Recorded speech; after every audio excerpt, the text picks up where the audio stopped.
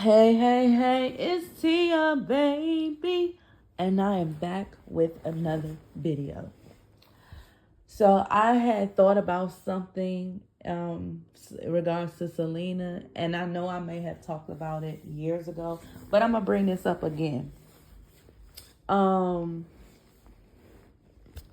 and yeah, somebody comments on me about me saying is just a filler. Sometimes when you're talking about something, or if you're just having conversation and your memory lapse a little bit, the is to fill in until you can remember what you have to say. I mean, it happens. I'm not perfect. Yes, I am a teacher, but I am also human. You don't like the don't watch, period. Okay, I'm not a robot. But anyway, like I was saying, so I was just thinking about something. I don't know if no, I saw it on Instagram, and I believe, I hope I still screen recorded. And it was the Dictator, showing the Dictator. I think it was in regards to Selena's estate. And in the video, the short clip, it was saying that Chris Perez had only got 25% of Selena's estate. And then they just showed, and then after that, it said something, it showed Dictator, and people saying y'all clowning him or something like that. They didn't say clowning, but they said in something of that nature. And it just made me think about it, like, why did Chris get so little when usually the spouse if usually the spouse, if their spouse passes on, especially prematurely, that the living spouse will get the get their estate, get everything 100%, and it's up to the spouse if they want to share with other family members or whatever. But so, and I looked it up. I googled and I looked up Texas law in regards to that. Like, if your spouses pass on, who gets the funds or whatever, or who gets the estate. And they said if it's not written in the will, it automatically. So, like, for example, they said Texas law, they were saying that if the deceased spouse did not have a will, then everything will go to the spouse. If the deceased spouse has a will, then of course the the earnings or anything will be dispersed to support what was said in the will. So I'm assuming that Selena didn't have a will, because of course she probably didn't know I'm sure she didn't know she was going to pass, at an early age. So she probably felt like I had plenty of time to write a will, which everybody makes that mistake, to not have a will, because we don't think about our last time on earth. We don't know when it will happen, and we don't think it will happen at a young age. So people tend to think, oh, I'll wait till I'm in my senior years to do a will. But so I was like, okay, so she didn't have a will. He is her spouse, a living spouse. Why didn't he get all his earnings? So I also went further in research, and it's because Dictator owns the likeliness, the name Selena, everything Selena. So everything goes to him, and he makes the decision to disperse it to whoever he needs to disperse it to, because technically he was still her manager. And then it had me thinking, Selena is smarter than what people think. Not saying people thought she wasn't smart. People just thought she was naive. And she is, in a way. She can be very naive. But she was only 23. So, I mean, what 23-year-old isn't naive? What 30-year-old isn't naive? People are naive, especially when it comes to life. People are naive. But she was very strategic. Why I say that? Because she did not own, I believe, I could be wrong, but I believe she married not only for love, but to gain her power back from her father. Why I say this? Once you marry, your parents or whoever, guardianship no longer is in charge of you. You don't have to answer to them anymore in regards to finances, anything. It will go with, it will, the spouse is the one that, the other spouse will answer to or handle everything. So I believe in her mind, yes, she loved him and wanted to marry him, but I believe she also married him to get out of the headlock of her father. And she wanted her husband to basically, tired. Basically, take the role that her father once had. She wanted her husband to do it because she trusts him. She knew he had her in his best interest and all of that, in her best interest, I mean. But the only thing that blocked that was the fact that he was her manager. Now, if she were to fire him as her manager, then yeah, it would have been a lot different. I mean, but unfortunately, she was not able to do that at that time. Similar to like Beyonce.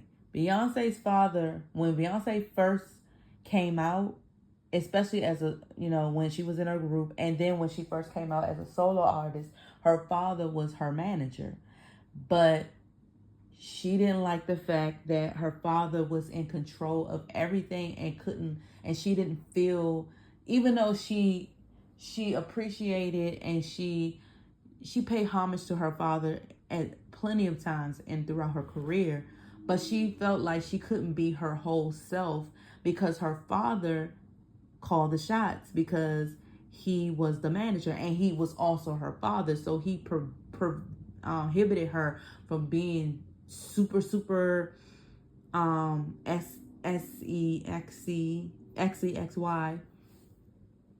and that's something that was her alter ego. She was very sensual and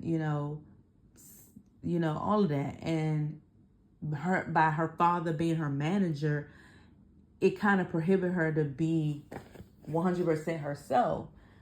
And she wanted to make whatever she put out, she wanted to make sure she get all of her coins and distribute them to who is well deserved of distributing those coins to. And by her father being the manager, he was in control of what she gets and what she put out and all that. And she was getting older, and she didn't want to be under her father's thumb anymore. So she fired him, and she wanted to go her own way. And she's been doing the darn thing ever since. She owns all of her records, all of her masters, she owns pretty much everything that she puts out, because she even though she's technically still under Columbia, but she bought her own record label. So she owns everything. She bought it out. She owns everything. She don't have to pay nobody back what she puts out. Now she do pay her, her musicians and her dancers, and of course she pays for all the lavishing things that she wants to in her when she goes on tour. But that's different. She don't have to pay people that put out her music. She does all that. She don't have to do that. She owns all that. Like when she put out a record, she don't have to pay a certain percentage to record labels and all that, and managers and all that, because she is in charge of it.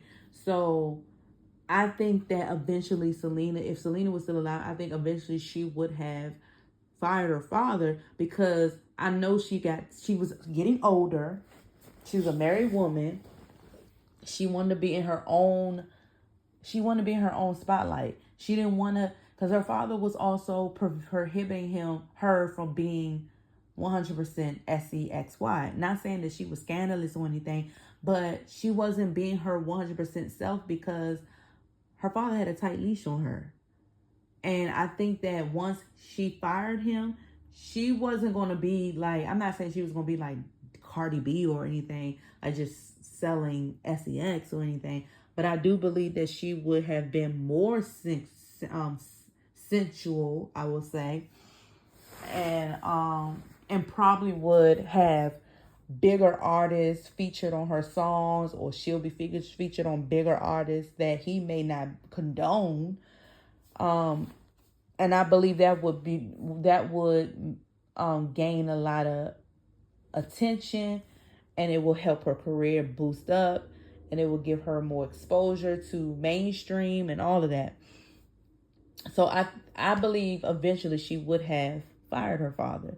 And I think that part would have been a better benefit for her because she was coming into her own woman. And it all happens. It happens to everybody who allows their parents to manage them. Look at Michael Jackson, the Jackson 5. They fired their father because their father after a certain age, they were changing. They weren't those same little boys that they were when they first started. So they were changing. Their opinion starts to change. Their mindset was changing. They wanted more things independently. And they knew that by having their father attached to it, that he would prevent them from doing it. And then they got tired of probably paying him. And when they could keep some of that to themselves. So eventually they fired them. So it happens. It happens very rare. I mean, I don't know, like Brandy and Ray J, their mother was their manager for a long time, but I don't really, if y'all know, if y'all are heavy Brandy fans and Ray J fans, please let me know if their mother is still managing them, their music career. I don't think that she is, but she could be, but I don't think she is anymore.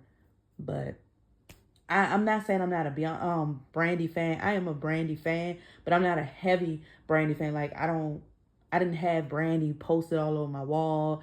I didn't like listen to Brandy all the time. Like I have a Brandy album. I have one Brandy album. I have her second album. Herself. What I think it's Angel in Disguise. I think it's her self-titled. I think it's either self-titled Brandy or the album with Angel in Disguise on it, and Have You Ever?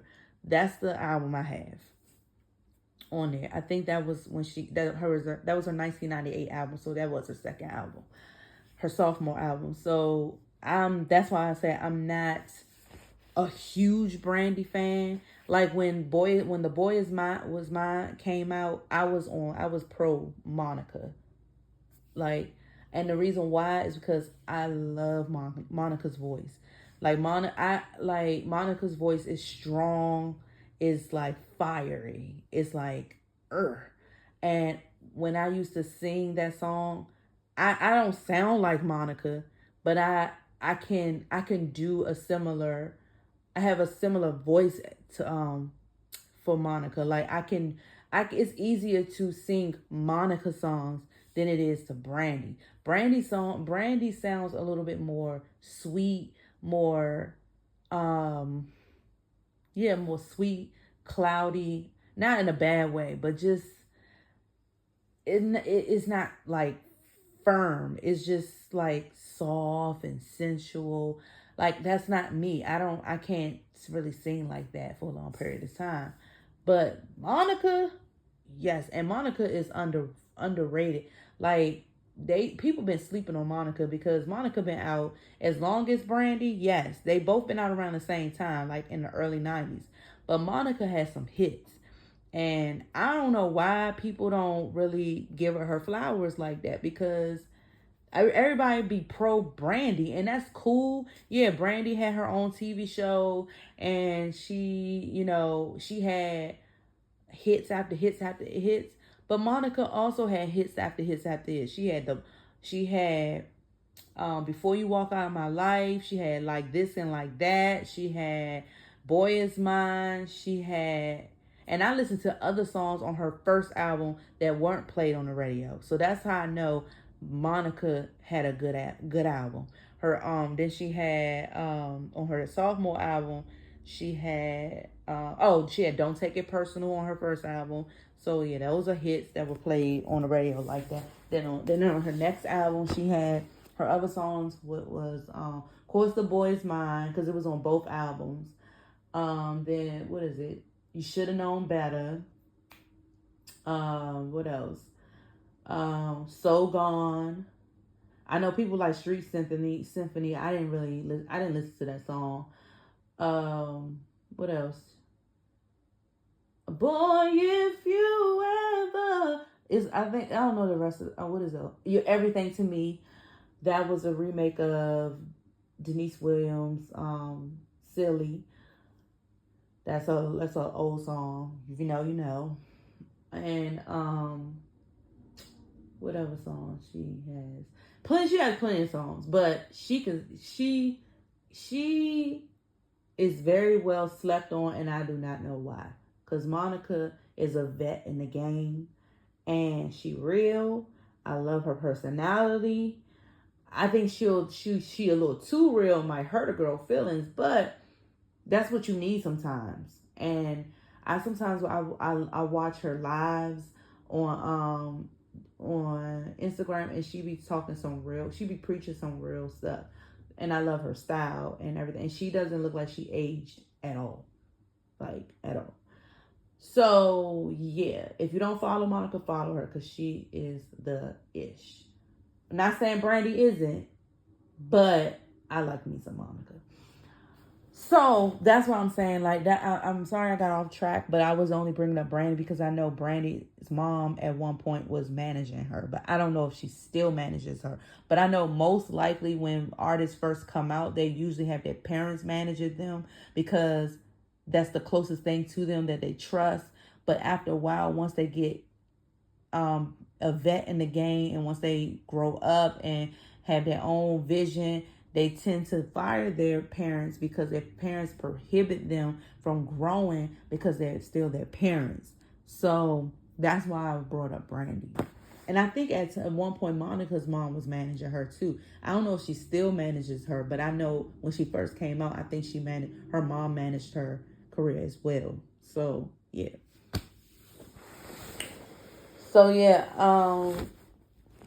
I think that's more of a common thing, but they usually fire them when they start getting older and start having more input in their music career and things like that. So, like I said, I think that Selena probably would have fired her father to branch off her career in the music world. And if she would have done that, her husband would have had more leadership in the things that she does. And if something were to happen to her, everything would have gone to her husband, and it would have been her husband's decision to disperse any, monetary necessities to other people. But then I was thinking, I'm like, why does he only get 25%? So I'm like, but I'm thinking, I'm assuming that everybody got 25%, because it's the father, and I don't count Marcella, because I count her and Dictator together. So that makes one, and then the brother and sister and Chris. So I would say 25, 25, 25, 4 ways is 100. So that's why I'm thinking that all of them get 25%. Yeah, I know. But then I'm like, nah, that can't be right, because you can't exclude the other members of Selena y Los Dinos. So I'm like, it had to been more.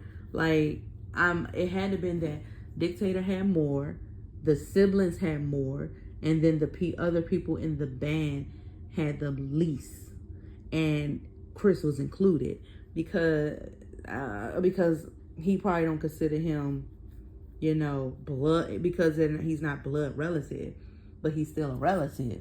He married into that family. But like I said, I just was like irritated by that because this hater knew what he was doing. That's why his name is Dictator. That's why I named him Dictator, because he just wants to rule and control everything and not think about others that are affected. And it's just like, if it ain't his way, it's no way. And it's just so unfortunate because I can see if Chris, mistreated Selena, cheated on her, or, physically, harmed her or anything like that. None of that happened. He 100% supported her in everything she did. Everything. People try to bash him and say he was jealous. Certain people in the industry was trying to say he was jealous of Selena with other men, like approaching her. He was not jealous. Now, there was one performance and I did like a while ago, like years ago, where it looked like he was looking at a guy that was like kissing her on the cheek. But that's what we assumed, that's what he could have been looking at, something else. You never know. But he just looked like it didn't bother him. I mean, he was very secure in his feelings in his relationship with her because of what they talked about behind closed doors and how they expressed their love for each other and the things that they've done for each other and to each other and with each other, that he didn't find any threat to other men because he knew he got her. He didn't need to. He didn't have nothing to worry about. And in return, she didn't have anything because they were friends. That's what people don't understand. If you're not friends with your partner, then it's never going to work. If you're not best friends with your partner, it's never going to work. They were best friends. They were friends. They were friends before they started being together. So they knew each other in and out. They were friends. And that's what people don't understand. You're supposed to be friends with your partner or your wife or your husband. If you are not friends with them, then why are you together? Why are you together?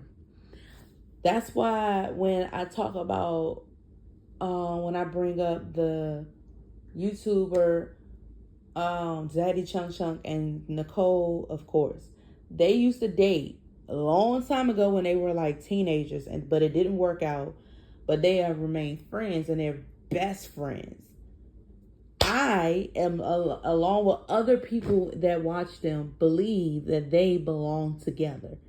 Not because they used to date, it's because of the chemistry. They are best friends. They love each other unconditionally, but they keep saying that they don't believe that they are going to ever get back together because it happened once and it didn't work out. But you can't go by what happened in the past. Y'all were in a different mindset. Y'all were younger. Life happens. You're older now. You should have a different frame of mind. Heal from whatever happened back then and see what's up. If it don't work out again, then that's what gets your confirmation that y'all ain't supposed to be together. Y'all just supposed to be friends. That's why I understand why I'm not saying every best friend's supposed to be together, but I feel like most best friends that have that special bond, I believe that they are supposed to be together, but people are just so afraid to be with their quote unquote best friend because they don't want to, if it don't work out, they're afraid that their friendship will end. I take it like this. If it don't work out, you got confirmation that y'all not supposed to be together in that way, and that y'all strictly supposed to be friends, and let it be, and just let it be that. It's just simple. It's simple. It's not easier said than done. It's simple. If you both had that mindset, if it doesn't work out, we got confirmation we're not to be together romantically, that we are just supposed to be friends. I'm not saying purposely demolish your friendship, your relationship. I'm just saying if life happens and y'all decide it ain't working out because y'all arguing too much and it's just, you tried everything possible, therapy, whatever, and it's still not working, then you will be logical and be like, okay, it just seems like we're not compatible romantically, just platonically, and let it be as that. But too many people let life happen and let their fears get in the way that they miss out on a good thing. And it's just like, it's crazy. It's crazy. It's just like, you're supposed to be friends with your significant other. I don't understand. Because when people just hop into a relationship and don't get a chance to get to know the person and become friends with that person, that's why the relationship don't last. That's why the relationship has so many issues. Not saying no relationship is not gonna have issues, because even though I know, like, for example, I was in a long-term relationship with someone for 17 years. My son's father for 17 years. We known each other for 20 years. It will be, we about to be 21 years in December. No, it will be 20 years this December. We known each other since we were teenagers. We got together a couple of months after we met. But within those couple of months, we were just cool. We were co-workers. We were cool. We got to know each other. We were we became, friends. Not like he wasn't my best friend, but he was a friend. Like, he was cool. I could talk to him I confided into him with almost everything. And we talked on the phone when we first got to know each other. We was talking on the phone for an hour, like, till the sun come up. And we talked about everything, almost everything, family stuff, high school, college, kind of the certain things in college, but we were still in college when we were, when we met, but we were in different colleges, but talked about, just city, us being from our city. So we just talked about different things that went on, our neighborhoods and just everything. We talked about everything that you can think of. We talked about it. And that it grew into a likeness of each other, and then it grew into love. So into this day, even though we're not together, unfortunately, but that doesn't mean we weren't perfect. We were perfect. We may have started out as, co-workers and associates, to friends and to lovers and to, full-blown relationship. We had our issues. Like, I had trust issues from the jump, but I didn't know that you're supposed to heal from if you left one relationship, you're supposed to heal before entering a new one. I just entered a relationship with him instead of healing first from the previous. So I brought my baggage onto this relationship, and it ruined it. It helped ruin it. So I had major trust issues because I had been cheated on before by an ex, and so my mind was just not right. I was always thinking that, he was cheating, that he was this. And even though he ended up doing that, but it took him years for him to do that because of me my paranoia, because I was just hurt. I was just like trying to guard my heart because I didn't want to get hurt again. Like, so I always assumed that he was cheating and everything like that.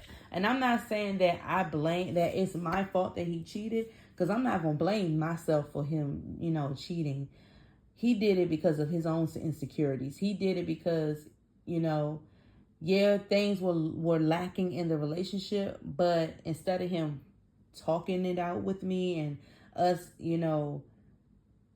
sitting down and talking about it, or talking to someone about it, or figuring it out, fighting through it, not physically fighting, but I'm talking about, fighting through it, like yearning through it and trying to, get to a common ground. He took the easy way out and started hoeing. So, I mean, I don't know. It's just, I won't say hoeing. I just say hoeing because I'm still upset about it. But I mean, like, he just took the easy way out and started, you know. And he's not, I mean, I've done my dirt, like I said. But I'm just saying that no relationship is perfect. Even if you are friends with your significant other, you still gonna have some problems. But it's up to the two people to, you know, work it out. And unfortunately, it happened too late in the relationship to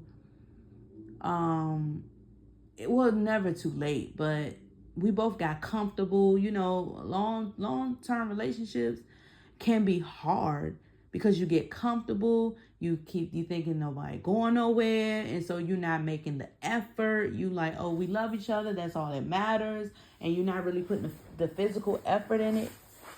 You tend to stray out, and that's what happened with him. And then, you know, that's what happened to me at times. So I ain't no different, but I know that we love each other unconditionally.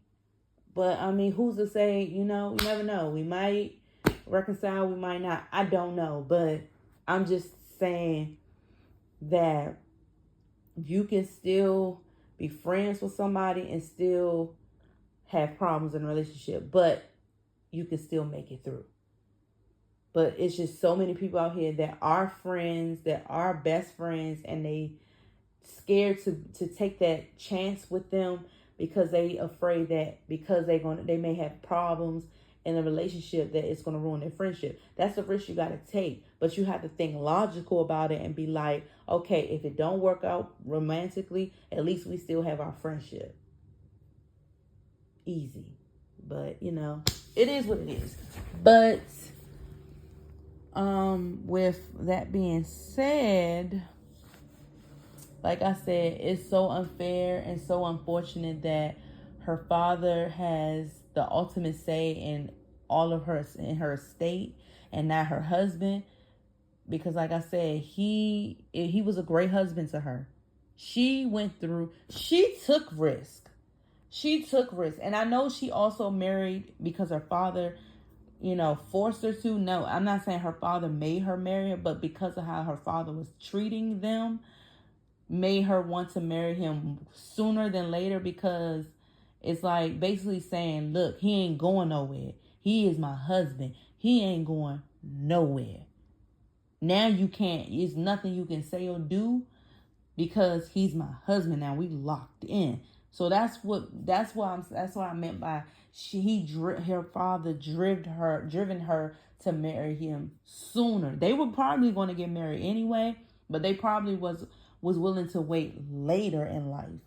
But because her father was trying to make things difficult for them for no reason, because he was just possessive over her, that's what made her like say, we're gonna have to get married, because now he can't say nothing. He can say whatever he wants, he can pout and do all he wants, but there's nothing he can do about it because we're married. So she was very strategic. She knew what she was doing. That's why I said she's smart. Smarter than people think.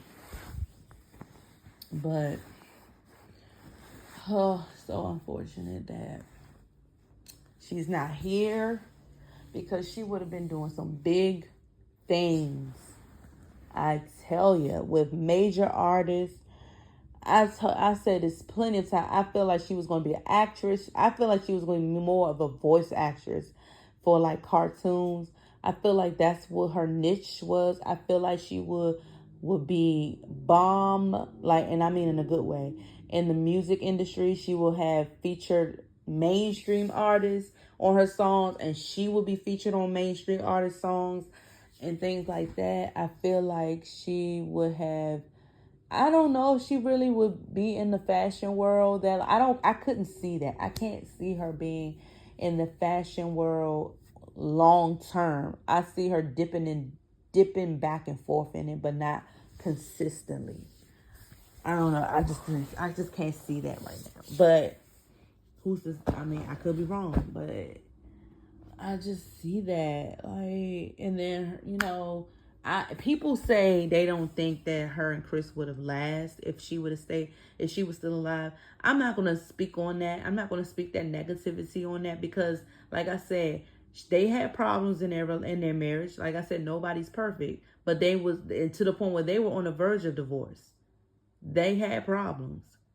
So that's why I said, I that's why I stated that even though me and my son's father were friends before we got together, we still had issues. We are not even together no more because we had issues that lingered on and we didn't do anything about it early on. We both got lazy. But hopefully we can reconcile. Just like Selena and Chris, they did reconcile. They were separated for a short amount of time to the point where they were considering divorce, but it didn't happen because they talked it out. Somebody, her brother, put a knocked some sense into her, not physically, and she was like, "Nah, I ain't having it. We gonna work this out," and so they did. So who's to say they could still be together? I mean, she did come from parents who were married for a very long time, so she believes in long-term marriage. Yes, he's a product of a divorced family, but then his mom remarried, and they've been together for a long time, and I think his father remarried as well. So I mean, they seen long-term marriages, and they want that for each other. I really believe that they could have made it work. It probably would have been some bumps in the roads, but I think that they would have lasted. I don't know if they would have lasted up until this day, but I think they would have lasted quite a while. And I'm not gonna speak negativity on that because you never know. Like, you never know. They could have really succeeded in the marriage if they don't allow outside people in. And that's one thing I regret, with my relationship. I did let a lot of outside people in because I wanted advice from other sources, and things like that. And sometimes, including family. And sometimes and that's the biggest red flag. Do not let your family in your personal affairs because they don't always have your best interest in heart. They say they do, but they really don't because they don't know the ins and outs of what has gone on in a relationship, and they just base it on their experiences and what they want for you and what they think is best for you, but it's not always the best advice. So try to limit your family in your relationship, your personal relationship, and your friends, because it's just, it becomes messy. And then people start to have their opinion about the person, and it can just cause friction. So that is one thing I regret doing, is letting people in that shouldn't be in the relationship. So yeah, that's all I gotta say because I'm getting sleepy and my mouth getting dry. So yeah, that's all I have to say, and I hope that this video is worth it. And please share, like, comment, subscribe, and all of the things, and I'll get back with you later. Peace.